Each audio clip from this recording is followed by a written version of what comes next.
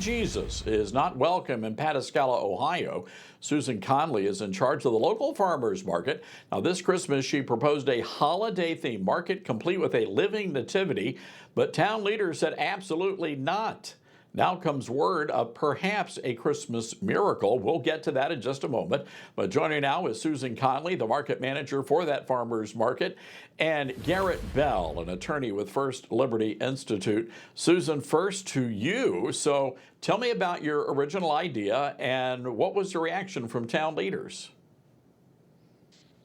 We wanted to host a Christmas market in December. We have a summer market that highlights our handmade, homegrown crafts and small businesses right in our hometown of Pataskala, Ohio. And we just wanted to take a special approach and make sure that we could highlight our vendors at the Christmas time and really bring a special focus to giving people access to the real meaning of Christmas, and that's Jesus. So we wanted to bring a live nativity in. When we submitted the permit, the city said everything's great except that live nativity. And so here we are. So I'm just curious because at that point, a lot of folks would say, all right, it's disappointing, I get it, and you just go on. But you didn't do that. What led you to reach out to First Liberty Institute? So we've had several years of conversation about holding the nativity on city property. And the last several years, we've said, okay, yeah, we'll move on. We'll try and find a place for private property to do this. And this was part of a different public event downtown. However, for the farmers markets that we do, we use the same space every year. And there is no public property really that's around that we can use. So I decided that it was time to really take a look at why are we not allowing this? There are other things that happen in that same space that have a religious focus. So I wanted to pursue why not the nativity. And here's what Vivek Ramaswamy had to say about it. He's jumping in, of course, running for governor there in Ohio.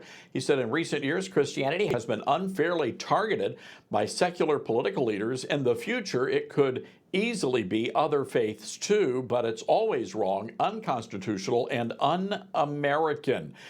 Garrett, I want to bring you in here. So I know you guys decided to reach out to the city. Tell us what happened then. Yeah, so we sent a demand letter along with our volunteer attorneys at Jones Day last Friday on October 24th. And we essentially just said we need assurance that Susan will be able to host her live nativity scene alongside the farmers market on December 12th. And we had not received any kind of response from the city up until today. And we think Vivek's response, we think that it partially encouraged the city to possibly capitulate on this matter. And we've received terrific news that they are now going to allow the live nativity scene alongside the farmers market on December 12th. Well, I think it's terrific news, and well done to you guys at First Liberty. Garrett, what is this? What does the law say about something like this? Because you know there are going to be other towns that try to ban nativity scenes. Always happens this time of year.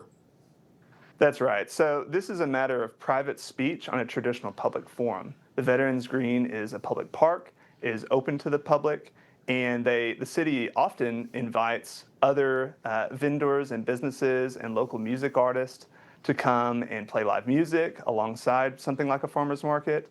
At past Christmas events in the town, they've allowed the Grinch, Elf on the Shelf, Spider-Man even, and our very own Santa has been present on this Veterans Green.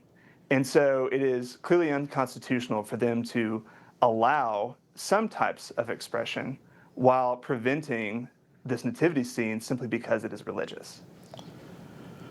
And of course, Susan, I got to tell you though, the elf on the shelf, that kind of creeps me out. I'm just trying to be real here. But ultimately, Jesus is the reason for the season. So how important was it for you that living nativity happened?